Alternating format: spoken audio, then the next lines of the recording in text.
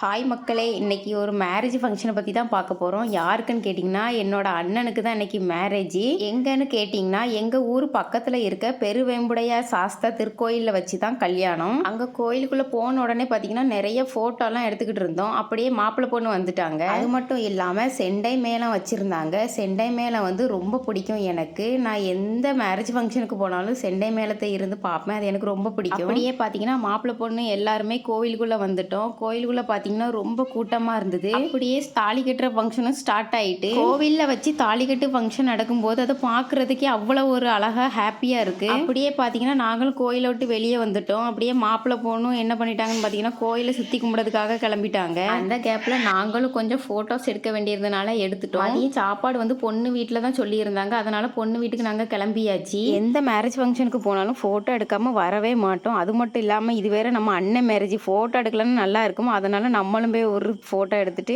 சாப்பிட்டு வீட்டுக்கு கிளம்பியாச்சு மக்களே. Tata bye bye.